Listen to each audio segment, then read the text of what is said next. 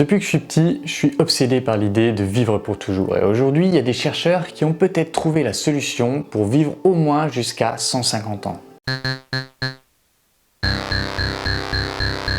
David Sinclair est un médecin et chercheur de la Harvard Medical School spécialisé dans l'antivieillissement. Pour lui, vieillir, c'est une maladie et le vieillissement peut être fortement ralenti, voire même inversé. Il a notamment déclaré récemment que l'homme qui allait vivre jusqu'à 150 ans était déjà né. Il existe des gènes de la longévité qui sont en charge de régénérer le corps et David Sinclair a montré que ces gènes sont les mêmes chez des animaux comme les souris que chez les humains. Et dans son labo, ils ont pu contrôler le vieillissement chez les souris. Ils ont pu accélérer le vieillissement mais aussi l'inverser et on va voir comment en parlant de ces gènes de la longévité. Alors il y a trois grandes catégories de gènes qui contrôlent le vieillissement.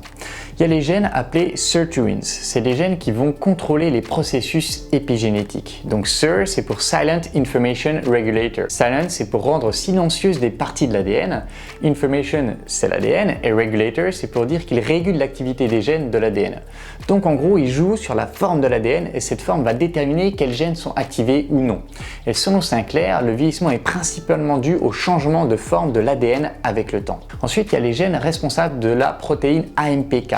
C'est une enzyme qui booste l'activité des mitochondries, qui sont les centrales énergétiques du corps, et qui réduit l'inflammation dans le corps. Par exemple, dans une étude, les chercheurs ils ont montré qu'un médicament appelé metformine, quand ils le donnent à des souris, ça augmente leur durée de vie de 6%. Alors il y a toujours l'argument que c'est des souris et pas des humains, mais la metformine c'est un médicament pour le diabète de type 2, et il y a des études qui ont montré que des gens qui ont un diabète de type 2 et donc qui sont sous metformine vivent plus longtemps en moyenne que les gens qui n'ont pas de diabète de type 2 et donc pas de metformine. Pour finir, il y a les gènes responsables de la protéine mTOR. Globalement, c'est des enzymes qui consomment des protéines pour créer du muscle et quand on réduit l'activité de ces protéines, ça augmente la durée de vie. Par exemple, dans une étude, Sinclair et son équipe, ils ont donné à des souris un médicament appelé rapamycine et ça a augmenté leur durée de vie de 10% pour les mâles et de 18% pour les femelles. Et donc, c'est quoi les conclusions qu'on peut tirer de tout ça? Est-ce qu'il faut qu'on passe notre vie à prendre des médicaments? Alors, on parlera de tout ça plus en détail dans des vidéos séparées, mais oui, prendre des compléments alimentaires, ça va pouvoir aider dans tout ça. Et je ferai une vidéo sur les compléments alimentaires recommandés